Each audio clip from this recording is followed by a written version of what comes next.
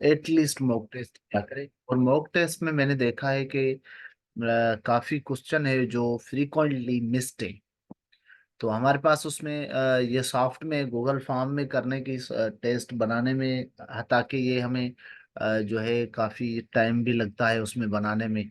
तो फिर भी हम कोशिश करते हैं इस तरीके को, क्योंकि ये फाल तरीका है। इससे आप जब भी टेस्ट करते हैं तो आपकी रिजल्ट भी आ जाती है, और करेक्ट और इनकरेक्ट ऑप्शन भी आपके क्लियर सामने आ जाते हैं। आप इजी सीख सकते हैं। उसके बाद हम पीडीएफ में आपको प्रोवाइड कर रहे हैं। पीडीएफ में प्रोवाइड करने का ये फायदा है कि आप बाद में पढ़ सकें, प्रिंट लेकर भी पढ़ सकें, अच्छे से उससे सीख भी सकें।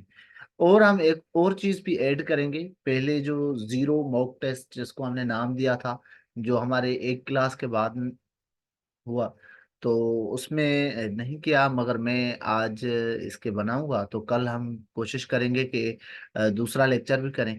तो आज एक लेक्चर होगा, कल मैं कोशिश करूंगा दो लेक्चर हो। और उसमें जो है एक लेक्चर उस पे करेंगे जो हमारे मॉक टेस्ट में फ्रीक्वेंटली मिस्ड क्वेश्चन है।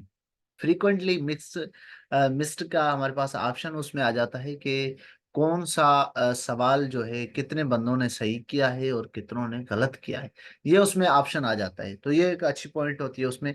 और हम वो सिर्फ मॉक टेस्ट में से सिर्फ वो क्वेश्चन उठाएंगे जो क्वेश्चन फ्रीक्वेंटली मिस्ड हुए, जो ज्यादातर लोगों ने, फॉर एग्जाम्पल अगर 17 जो है वो कैंडिडेट ने अटेम्प्ट की है टेस्ट, तो उसमें 8-10 लोगों ने जो सेम जो है क्वेश्चन वो गलत किया है, तो उसका फ्रीक्वेंटली मिस में आ जाएगा और उसको हम डिस्कस करेंगे। तो बाकी जिनका कॉन्सेप्ट क्लियर नहीं होगा वो इजीली कॉन्सेप्ट क्लियर हो जाएगा।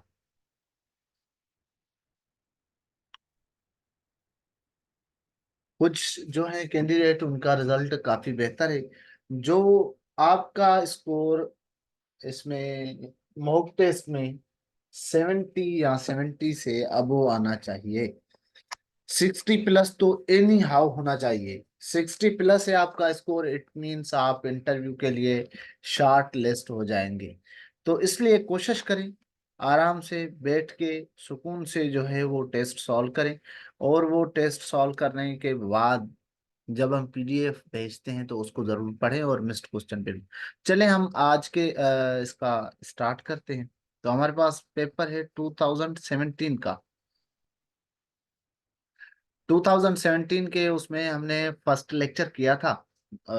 आज हम जो है आगे चलते हैं उसमें क्वेश्चन नंबर 9 से। क्वेश्चन नंबर 9 है, a young female of 30 year give history of pain at the tip of right shoulder, what is your diagnosis. एक हमारे पास 30 ईयर ओल्ड पेशेंट है, जो हिस्ट्री है उसकी जो हमारे पास आया है कि उसे टिप ऑफ शोल्डर में पेन है। अब ज्यादातर लोगों का ख्याल तो ये जाता है कि जब tip of shoulder shoulder pain है, इट मीन्स वो समझते हैं कि हार्ट अटैक है या मायोकार्डियल इन्फार्क्शन है। तो यहाँ पे थोड़ा अगर हम बारीक बीनी से सवाल को देखेंगे कि young female of 30 year give history of pain at tip of shoulder, not whole shoulder, not talking about the pain radiate from the shoulder to arm and jaw, jaw to shoulder and chest। Radiation भी नहीं है, जा और complete shoulder भी नहीं है, shoulder से radiate होके आर्म में भी नहीं आ रहा। तो हमारा पहला जो ऑप्शन था वो क्लियर हो गया कि मायोकार्डियल इंफार्क्शन नहीं है। अगर पेन है और वो शोल्डर से जा से आर्म में मीन्स रेडिएट होने वाला पेन है, तो वो हम कहते हैं कि जो पेन है उसका मोस्ट कंसर्न जो है वो मायोकार्डियल इन्फार्क्शन है। तो हम एक तो सिम्टम देख लिया कि मायोकार्डियल इन्फार्क्शन का पेन कैसे होता। अच्छा, अगर आपके पास अंजेना पेक्टोरस का पेन होता तो फिर क्या होता? सेंट्रल चेस्ट पेन होता, स्टर्नम के नीचे ऐसे पेन चुभता जैसे नाइफ, नाइफ लाइक पेन। और उसमें दो फिर स्टेबल अंजेना और अनस्टेबल अंजेना। इस पे क्वेश्चन आ चुका है, हम आगे इस पे डिस्कस करते हैं।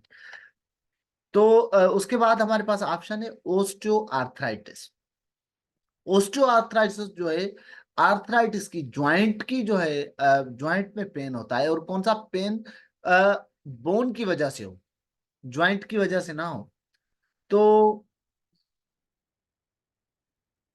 उसमें क्या होता है, ज्वाइंट की वजह, बोन की वजह से पेन हो, और वो पेन डिजेनरेटिव भी हो सकता है, क्योंकि ओस्टियोआर्थराइटिस जो है मोस्टली डिजेनरेटिव ज्वाइंट पेन है। वहां पे बोन जो है वो डैमेज होना शुरू होता है। इसकी दूसरा नाम है wear and tear. Wear and tear pain or disease, degenerative है। तो इसका जो ऑप्शन, करेक्ट ऑप्शन है, वो है ओस्टियोआर्थराइटिस। हमने इसकी और भी देख ली है कि क्यों है आर्थराइटिस। फिर होता है गाउट आर्थराइटिस। गाउटी आर्थराइटिस में क्या होता है, गाउट या गाउटी आर्थराइटिस में पेन जो होता है वो स्मॉल जो हमारे ज्वाइंट हैं, फॉर एग्जांपल हमारे ट्वाइज हैं, तो स्मॉल ज्वाइंट्स में पेन होता है गाउट आर्थराइटिस के। वो क्यों होता है, क्योंकि यूरिक एसिड की लेवल जो है वो इंक्रीज हो जाती है। और यूरिक एसिड जब ड्राई होता है, ज्यादा अमाउंट में होता है, थिकनेस में होता है, तो उसके क्रिस्टल बन जाते हैं। क्रिस्टल समझो जैसे हम इंजेक्शन को, एम्प्यूल को तोड़े और उसके छोटे से जरे बन जाए, और वो जरे जब बंदा बैठा हुआ होता है, जब रिलैक्स होता है, मूवमेंट नहीं करता, तो पेन नहीं होता। जब वो मूवमेंट करता है तो वो उसे क्रिस्टल जो होते हैं वो ज्वाइंट की मेम्ब्रेन जो है इसकी, तो उनमें ज्वाइंट में वो चुभते हैं। तो उसको कहते हैं गॉल्टी आर्थराइटिस में। स्मॉल ज्वाइंट में होता है, चुभने वाला होता है, रेस्ट में नहीं होता, uric acid level increase. Then आते हैं हम पेप्टिक अल्सर पे। पेप्टिक अल्सर जो है वो समझो स्टमक और जूजिनम दोनों में, gastric ulcer and jejunal ulcer दोनों इसमें होते हैं। अच्छा, डिफरेंशिएट अगर हमें करना हो पेप्टिक अल्सर और गैस्ट्रिक अल्सर में, गैस्ट्रिक मींस स्टमक का अल्सर। अल्सर क्या होता है कि म्यूकोजल मेम्ब्रेन जो है वहां पे एरोजन हो जाए। एरोजन समझे, वहां पे जो है जख्म हो जाए, वहां पे रेडनेस हो जाए, वहां पे स्वेलिंग हो जाए उसके इर्द गिर्द जो है, वो उसको गैस्ट्रिक। अच्छा, गैस्ट्रिक अल्सर में हम जब खाना खाएंगे तो पेन पड़ेगा एब्डामेन। खाने खाने की वजह से पेन हो मीन्स हंगर पे ना हो, और खाना खाने के बाद अगर रिलीव हो जाए पेन, तो पेप्टिक अल्सर। इस गैस्ट्रिक अल्सर में वोमिटिंग होगी, पेप्टिक अल्सर में डायरिया या कॉन्स्टिपेशन हो सकती है। ब्लड जो है वो स्टूल में, मलेना, पेप्टिक अल्सर में हो सकता है। मोस्ट अफेक्टेड ऑर्गन उसका पेप्टिक अल्सर का जूडिनम, जूडिनम का भी फर्स्ट पार्ट। देन हम आते हैं ऑप्शन नंबर 4 पे, कोलिसिस्टाइटिस। कोल, कोल में पढ़ा के आया आपने लेक्चर में, हमने प्रीफिक्स और सफिक्स वाले उसमें पढ़ा था कि कोल का मतलब है बाइल। हम ये पढ़ के आए कि बॉयल जो है, अगर क्वेश्चन हमारे पास आता है कि बाइल प्रोड्यूस कहाँ पे होता है, कौन सा ऑर्गन है जो बाइल जूस जो है बाइल वो प्रोड्यूस करता है, और उसकी हमने पढ़ा था कि पीएच उसकी अल्कलाइन थी बाइल की। तो उसमें बाइल के जो जूस है वो प्रोडक्शन होती है लिवर से।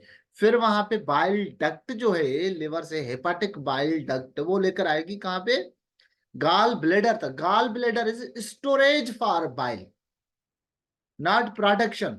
गाल ब्लेडर खुद प्रोड्यूस नहीं करता बाइल को, मगर बाइल जो लिवर से बन के आता है वो वहां पे आकर स्टोर होता है, देन स्टोरेज है वो। अच्छा, कोलीसिस्टाइटिस, गाल जो है वो कोलीलिथियासिस अगर स्टोन हो जाए, कोलीलिथियासिस। अगर कोलीसिस्टाइटिस मीन्स बाइल जो डक्ट है उसमें इंफ्लामेशन हो जाए, इन्फेक्शन हो जाए। तो हमें एक इस पे, अगर कोलीलिथासिस या कोलिसिस्टाइटिस हो जाए, कोल में गाल ब्लेडर में प्रॉब्लम हो जाए, स्वेलिंग, इन्फेक्शन और स्टोन, देन इसके लिए एक डायग्नोस्टिक फिजिकल एग्जामिनेशन में एक पॉइंट आता है जिसपे क्वेश्चन फेडरल की किसी टेस्ट में आ सकता है। ये आपके लिए क्वेश्चन है कि वो कौन सी डिफरेंशियल फिजिकल एग्जामिनेशन में साइन है जो कोलिसिस्टाइटिस और कोलिलिथाइसिस में जो है देखी जाती है। या आप मुझे चैट में बताएं, इसके आखिर में मैं बताता हूँ। और काइंडली कोशिश करें जब हमारा क्लास चले तो आप चैट में जरूर जो हम पूछें या आपको कोई क्वेश्चन हो तो उसमें जरूर कांटेक्ट में रहकर, इससे तरीके से जितना हमारा जो इंटरेक्शन ज्यादा होगा तो आपकी लर्निंग भी अच्छी होगी।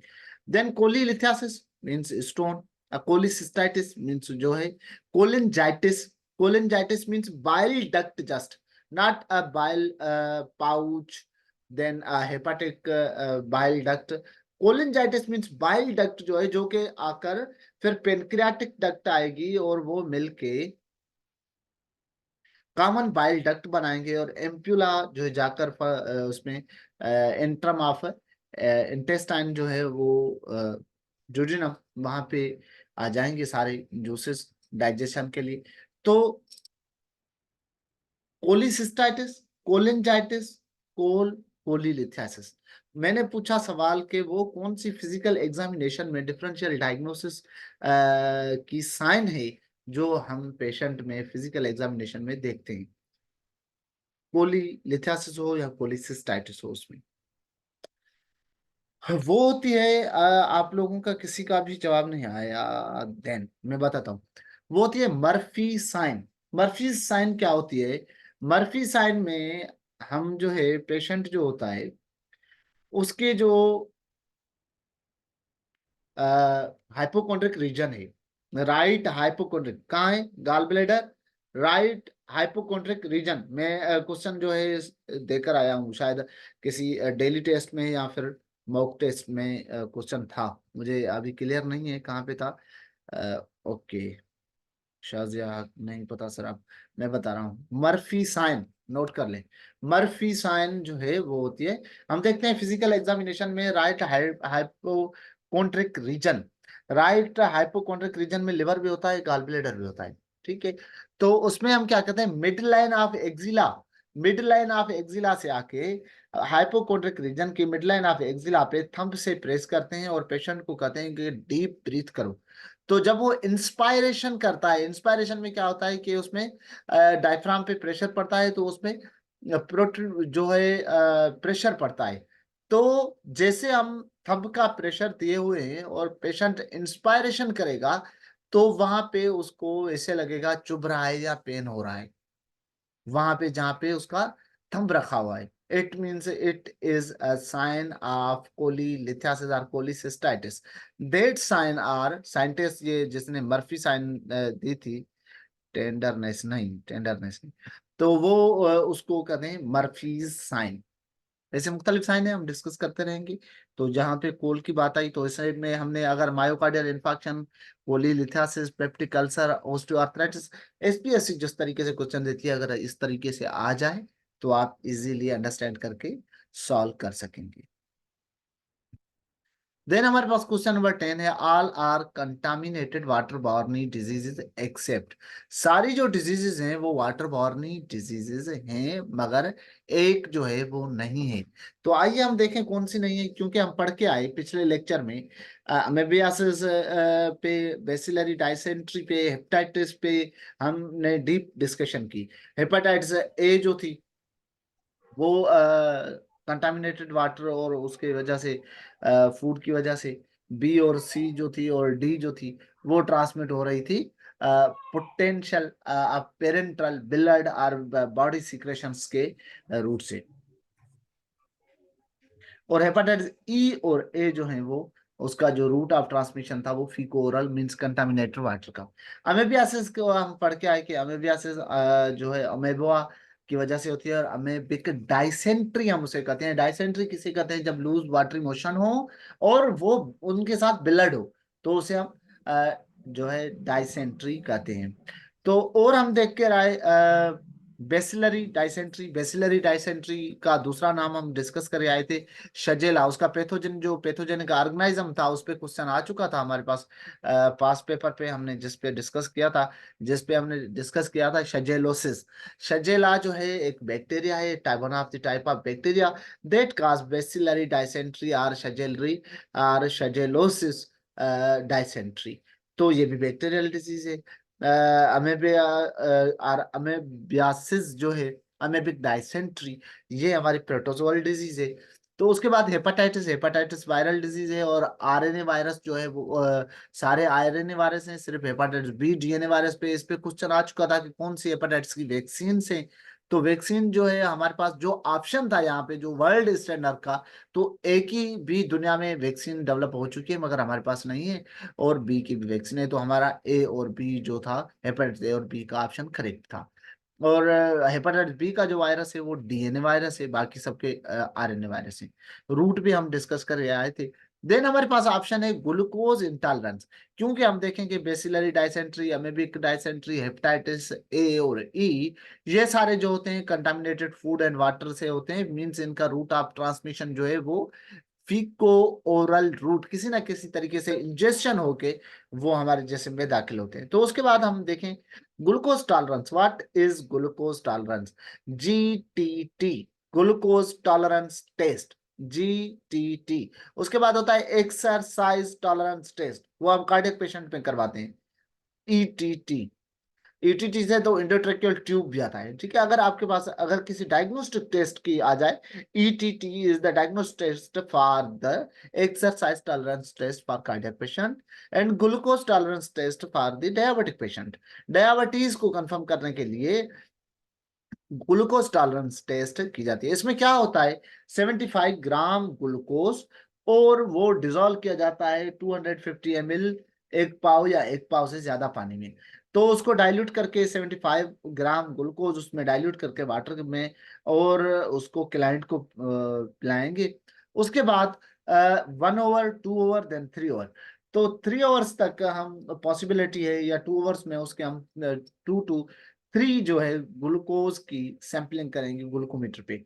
तो उस पे हम देखेंगे कि 2 आवर्स के बाद अगर उसकी शुगर लेवल जो है पेशेंट की वो 140 ग्राम से बिलो आती है, इट मींस नॉर्मल है। 140 ग्राम से बिलो अगर आती है ग्लूकोज 70 ग्राम देने के बाद, तो इट मींस जो इंसुलिन है, हमारे जो है बीटा लैंगरहांस है पेनक्रियास के, वो एक्टिव काम कर रहे हैं, और सेलुलर लेवल पे कोई भी रेजिस्टेंस नहीं है, means diabetic type A B दोनों में कोई भी नहीं।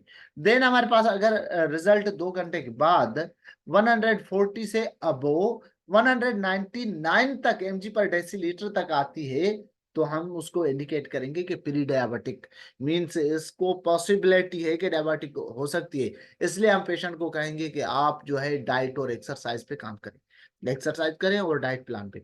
देन अगर हमारे पास ग्लूकोज 70 ग्राम 250 ml में देने के बाद पेशेंट की शुगर 200 ग्राम से ज्यादा आती है, तो उसमें मीन्स पेशेंट कंफर्म जो है वो डायबिटिक पेशेंट है।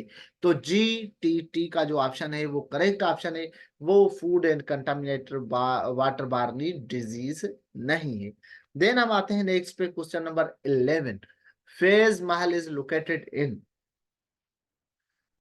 फेज महल जो है खैरपुर मीरस में है। हम अगर हाथी गेट, वागू गेट या इस तरीके से कोई आते हैं तो 4 गेट इसके शिकारपुर पे, उस पे अगर कोई क्वेश्चन आता। बहावलपुर जो है वो अब्बासी कैलिफ के दौर में उनका जो है बड़ा ग्रेवयार्ड वहाँ पे है, वहाँ पे जो है एम्ब्रॉयडर्ड का बहुत ज्यादा काम होता है। तो राजनपुर DG खान का तालका था जो अभी के पंजाब में, और अभी वो खुद डिस्ट्रिक्ट बन गया है। तो इस पे अगर क्वेश्चन आ जाए तो, क्योंकि अभी जनरल नॉलेज के क्वेश्चन कम आ रहे हैं, इंग्लिश के क्वेश्चन आ रहे हैं, तो हम कोशिश करते उन पे डिस्कस ज्यादा करें। हमारे पास उसके बाद क्वेश्चन है कि 2018 में फीफा वर्ल्ड कप जो है वो होस्टेड, क्योंकि हमारे जो ये जो 17 का हम पेपर देख रहे हैं 2017 का, तो उसमें आने वाले दिनों की बात थी। 2018 में फीफा जो है फुटबॉल वर्ल्ड कप जो है वो कहाँ किसने होस्ट किया, तो वो 2018 में रशिया ने होस्ट करना था, और रशिया ने होस्ट किया। उसके बाद अगर अब क्वेश्चन आए, तो अब 2016 26 में होगा फीफा वर्ल्ड कप, और वो जो है होस्ट करेंगे 3 countries, United States, Canada, Mexico. ये तीनों कंट्रीज जो है Mexico, Canada, United States, North America continent में, South America and North America, third largest continent of world North America, first पे एशिया, सेकंड पे अफ्रीका, थर्ड पे North America. तो ये तीनों कंट्रीज जो है नॉर्थ अमेरिका कॉन्टिनेंट की कंट्रीज हैं, और ये 3 कंट्रीज होस्ट करेंगी अपकमिंग 2026 फीफा वर्ल्ड कप को। उसके बाद अगर ब्राजील पे आए, तो ब्राजील का जो पहला कैपिटल होता था 1960 तक रियो दी जानेरो। देन उसके बाद अब है ब्रासीलिया, और इसकी करेंसी जो है ब्राजील की वो है ब्राजीलियन रेल। कतर पे अगर क्वेश्चन आए तो कतर का दोहा जो है कैपिटल है, और कतरी रियाल जो है वो उसकी करेंसी है। मुस्लिम मुल्कों में बहुत अमीर तरीन मुल्क भी कतर ही है, और वो कतर जो है वो अभी तक कतर में कभी सिविल वार या कोई भी वार नहीं लगी, वो पीसफुल कंट्रीज है between the Muslim world. Then अगर फ्रांस पे हम देखें तो ऑप्शन डी में जैसे फ्रांस है, तो फ्रांस का पेरिस कैपिटल सिटी है, और यूरो फॉर्मरली फ्रेंच फ्रैंक भी उसका जो था वो करेंसी, अब जो है वो यूरो है। अगर इस तरीके से, देन क्वेश्चन हमारे पास है 13, डैंड्रफ। अब देखें बहुत इजी तरीके से भी क्वेश्चन आते हैं, और उसमें थोड़ी सी डिफिकल्टी भी आती है। The result of decrease tumour of epidermal cells. तो एपिडर्मल सेल के ट्यूमर की वजह से डेंड्रफ नहीं होता, खुश्की जो है वो एपिडर्मल सेल की वजह से, डिक्रीज होने की वजह से नहीं होती। उसके बाद है बी ऑप्शन में, typically not a serious medical concern. जो है डेंड्रफ जो है, एक्चुअली जो इसका करेक्ट स्टेटमेंट है, dandruff is typically not a serious medical condition. खुश्की जो है कोई मेडिकल सीरियस कंडीशन नहीं है कि पेशेंट को कुछ हो जाएगा अगर जल्दी नहीं की, इसको ट्रीट नहीं किया है, तो ऐसी कोई कंडीशन नहीं। All known is cradle cap. Cradle cap के बारे में अगर कोई आप में से जानता है तो चैट पे मुझे जरूर बताएं, ये किस चीज की sign? Cradle cap, cradle cap is the sign of which of following skin disease? अगर आप कहें डर्मेटाइटिस की है, एलर्जी की है, प्यूराइटिस की है, किस चीज की है? और ये एक साइन है, तो ये देखते हैं कौन बताता है। उसके बाद है हमारे पास रेयरली अकम्पनीड बाय प्यूराइटिस। तो ये भी डिजीज है, स्किन डिजीज है, प्यूराइटिस, और बना cradle cap is the one of the sign of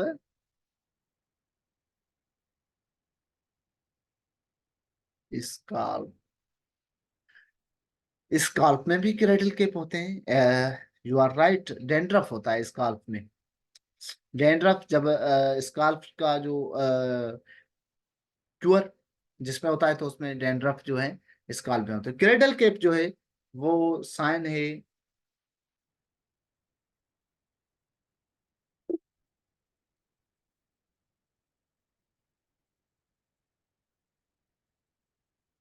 seborrhoeic dermatitis and food allergy, food allergy की वजह से, और सीबोरिक डर्मेटाइटिस की वजह से।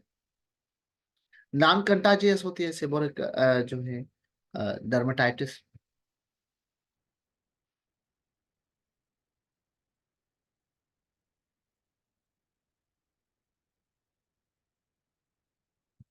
देन अगर हम देखें प्लूराइटिस, रेयरली अकम्पनीड बाय प्लूराइटिस, क्योंकि डेंड्रफ प्लूराइटिस में नहीं होते। क्योंकि प्लूराइटिस जो है थी, एक तो प्लूराइटिस का अगर हम इजी वर्ड्स में देखें तो मीन्स खुजली, खारिश जो है वो इच्चीनेस हो जाए, ज्यादा ज्यादा इच्चीनेस हो जाए, तो उसको हम प्लूराइटिस। उसमें होता है एक्चुअली स्क्रैचिंग करते हैं पेशेंट जो है, उसको ज्यादा जो है इच्चीनेस होता है। और उसमें जो होता है इसमें पॉसिबल प्लूराइटिस में, वो थोड़ा वेटनेस, क्योंकि इसमें जो है इची खारिश जब होगी तो पेशेंट जो है पॉसिबली उसको स्क्रैच करेगा, और वहां से जख्म भी सिमाल जो है, इंजरीज भी जो है स्किन की वो हो जाती हैं। Dermatitis is in other thing. Dermatitis में मीन्स इन्फ्लामेशन, सिंपली टर्म है डर्मेटाइटिस, इन्फ्लामेशन ऑफ स्किन। तो उसको अलग से हम स्किन डिसऑर्डर और इन पे पढ़ेंगे। तो जो क्वेश्चन पे हम देखेंगे थोड़ी सी चीजें अगर उसमें आती हैं, जैसे क्रेडल कैप पे हमने देखा, जो है उसके अलावा प्लूराइटिस पे कंसर्न डेंड्रफ की कंडीशन हो, तो इस पे ट्यूमर, ट्यूमर जो स्किन ट्यूमर है उसके स्किन ट्यूमर में डेंड्रफ नहीं होता। उसके बाद हमारे पास क्वेश्चन है, question number 14। Copper can be converted into gold by. Copper convert करते हैं गोल्ड में। तो ये एक टेक्निक होती है और वो टेक्निक है ट्रांसम्यूटेशन टेक्निक, जिसमें एक एलिमेंट को दूसरे एलिमेंट में कन्वर्ट किया जाए। An element converted into in other elements or ions of element converted into in other elements are known as transmutant element। Transmutant, mutant में हमने मेडिकल में अगर म्यूटेंट को देखो तो उसको क्या कहते हैं, म्यूटेंट का मतलब होता है जीन में कोई तब्दीली आ जाए। जब जीन में तब्दीली आ जाएगी तो डीएनए में तब्दीली आएगी, और जो वहां पे सेल होगा उसकी फॉर्मेशन में तब्दीली आ जाएगी, उसकी मार्फोलॉजी में तब्दीली आ जाएगी। तो किसी भी चीज की मार्फोलॉजी चेंज हो जाए और उसकी इनर जो है एलिमेंट्स जो है वो चेंज हो जाए तो उसे कहेंगे म्यूटेशन। ट्रांसम्यूटेशन, ट्रांसम्यूटेशन का मतलब है एक चीज से दूसरी चीज में कन्वर्जन हो जाए। तो ये रेडियो, आर्टिफिशियल रेडियो एक्टिविटी, एक तो है नेचुरल रेडियो एक्टिविटी हमारी सोलर सिस्टम के अंदर, दूसरा है आर्टिफिशियल रेडियो एक्टिविटी जो हम जो है खुद आर्टिफिशियली प्रोड्यूस करवाते हैं।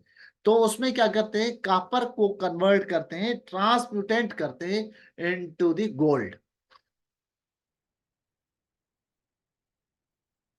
इलेक्ट्रोप्लेटिंग, आपने कभी अगर टर्म सुना होगा, इलेक्ट्रोप्लेटिंग में क्या करते हैं, चेंज करते हैं जो पॉजिटिव आयंस होते हैं, तो वो इलेक्ट्रोड नेगेटिव से इलेक्ट्रोड से पास करते हैं in the presence of metal जो माइग्रेट करें सॉल्यूशन में से।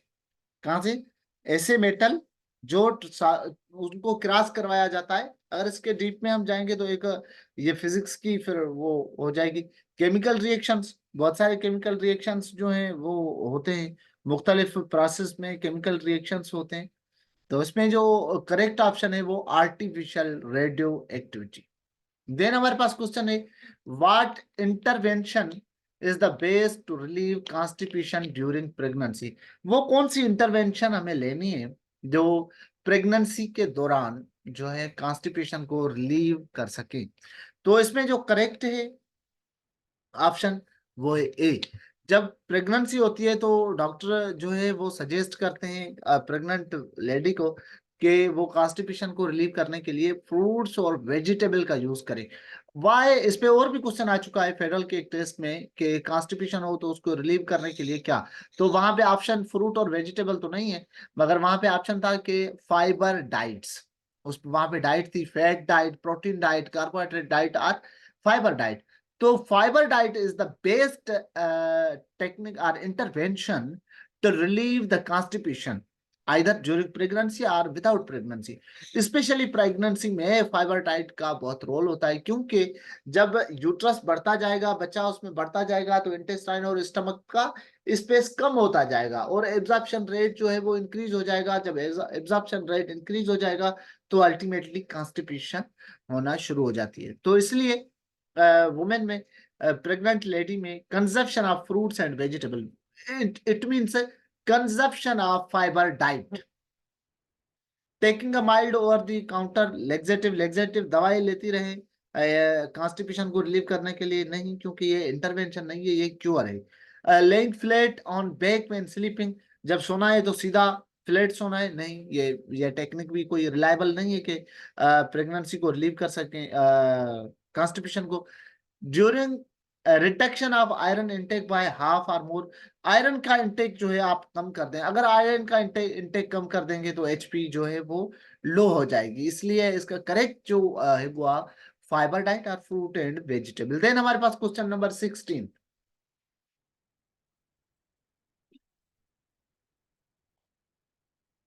a 15 days old neonate suffering from diarrhea without fever possible cause is under. मैंने फ्राइडे वाले लेक्चर में इस पे हमारे पास ये जो रोटा वायरस था वो भी ऑप्शन था कहीं पे, तो कोई और बात थी, मैंने ये आपको क्वेश्चन डिस्कस किया था कि यूनिट में रोटा वायरस की वजह से डायरिया होती है without fever, diarrhoea without fever, जिसकी वजह से डिहाइड्रेशन और सबसे ज्यादा डेथ रेट है बच्चों में। One of the leading cause of death in children is gastroenteritis. Gastroenteritis जो है वो लीडिंग काज ऑफ डेथ है, फेटल बच्चों में, तो वो कौन सा वायरस है? वो है रोटा वायरस। न्यूनेट, उसमें हम न्यूनेट को हम स्टेजेस ऑफ लाइफ जब पढ़ेंगे पीडियाट्रिक का सब्जेक्ट, तो उसमें डिस्कस करेंगे ज्यादा। तो थोड़ा सा बता दो, न्यू मैंने बताया था प्रीफिक्स। न्यू का मतलब है new, NEO, new means new, origin. तो early neonate, late neonate. Neonate जो है ड्यूरेशन 28 डेज तक, जो न्यू लाइफ है हमारी पैदा होने के बाद, आफ्टर डिलीवरी, आफ्टर बर्थ, उसको कहते हैं न्यू नेट। वो न्यू नेट जो है वो अर्ली न्यू नेट 7 डेज तक, और 28 डेज तक लेट न्यू नेट। देन जो है इन्फेंट 1 ईयर तक। फिर total pre school, school, teenage, उनको डिस्कस करेंगे। देन हमारे पास जो रोटा वायरस, देखें bacterial infection, multiple bacterial infection हो सकते हैं। बेसिलरी इन्फेक्शन, बेसिलरी इन्फेक्शन में बेसिलरी डायसेंट्री हम डिस्कस करके आए। ग्लूकोज इंटॉलरेंस, ग्लूकोज इंटॉलरेंस को भी हमने डिस्कस किया। हमारे पास लास्ट ऑप्शन जो हमने डिस्कस कम किया आज के लेक्चर में, वो है रोटा वायरस। तो रोटा वायरस जो है एक वायरस है, वायरल डायरिया काज करता है, जिसमें फीवर नहीं होता और लीडिंग काज ऑफ डेथ है, और ज्यादातर वो जो है इन्फेंट में होता है और न्यूनेट में। तो इसके 3 जो है डोजेस इसके रोटा वैक्सीन के, हमारे पास वैक्सीनेशन होती है, और रोटा वैक्सीन इसके 3 डोज। फर्स्ट डोज जो है वो 2 मंथ की एज में, सेकंड डोज 4 मंथ की एज में, और थर्ड डोज जो है वो 6 मंथ की एज में। अगर क्वेश्चन आ जाए कि कितने डोज हैं रोटा वैक्सीन के, तो वो 3 डोजेज हैं, 2 month, 4 month, 6 month, after after every 2 month. ठीक है। उसके बाद जो है वो इसकी जो लास्ट डोज है, अगर आप नहीं लगवा सकते तो लास्ट डोज फिर आपको all dose must be given in 8 months. 8 month से पहले आपने वैक्सीनेशन ये कंप्लीट। फॉर एग्जांपल आपके पास बच्चा है और उसकी डोज आपने 2 मंथ की एज में नहीं करवाए, तो आप 4 मंथ में करवाते हैं, तो एक 4 मंथ में, 6 मंथ में, 8 मंथ में, every dose must be after the 2 month. Her dose जो है 2 मंथ के बाद होगा, और 3 डोजेज होंगे 8 मंथ से पहले, पहले एज से आपको रोटा की वैक्सीन जरूर करवाएं, और लीडिंग काज जो होता है ये उसमें। तो इसकी ये ओरल वैक्सीन है। नंबर 2, ओरल वैक्सीन है, इंजेक्टेबल नहीं है। लाइव हमने पढ़ा था, live attenuated, killed vaccine, live attenuated vaccine, toxin toxic vaccine, conjugated vaccine. हम अपने कोर्स के जब नर्सिंग किए तो पढ़ के आए, ठीक है, हम डिस्कस भी करेंगे। तो इसमें जो है ये जो वैक्सीन है ओरल है, एटेन्यूटेड है, इसके 4 नेम से जो है इसकी आती है। ये ज्यादा इंपॉर्टेंट नहीं है, मगर ये 4 नेम से जो है आते हैं हमारे पास इंजेक्शंस। उसके बाद है question number 17, maximum response from the produce by a drug is terms. Pharmacy से क्वेश्चन है, फार्माकोलॉजी से। मैक्सिमम रिस्पांस जो है प्रोड्यूस होता है ड्रग का, तो उसको क्या कहते हैं? तो मैक्सिमम रिस्पांस जब हमें ड्रग दे, तो उसे कहते हैं drug efficacy, tolerance, potency, therapeutic index.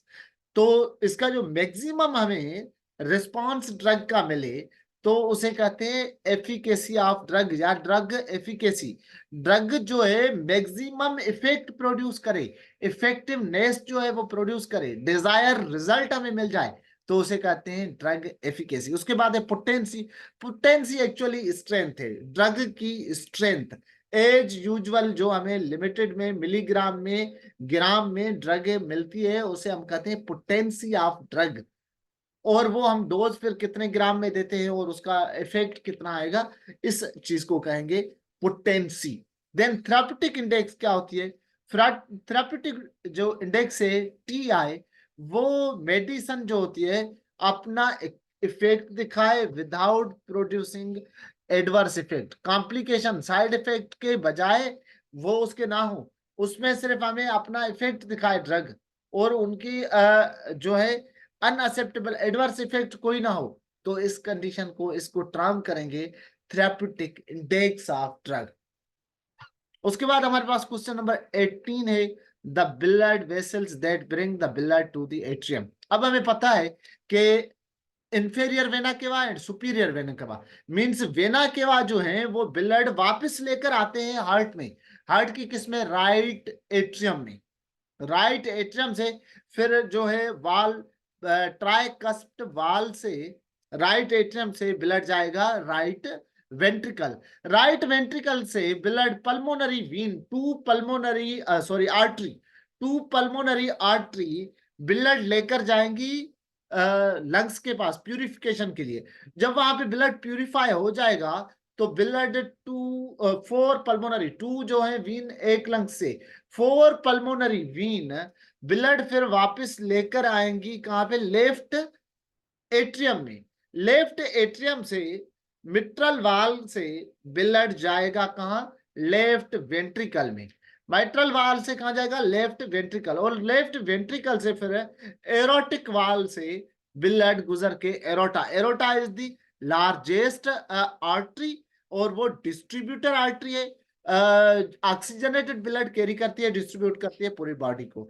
वो टू जो है वो पल्मोनरी आर्टरीज जो है deoxygenated blood left right ventricle से लंग्स के पास लेकर जाती है फॉर द प्यूरिफिकेशन के लिए।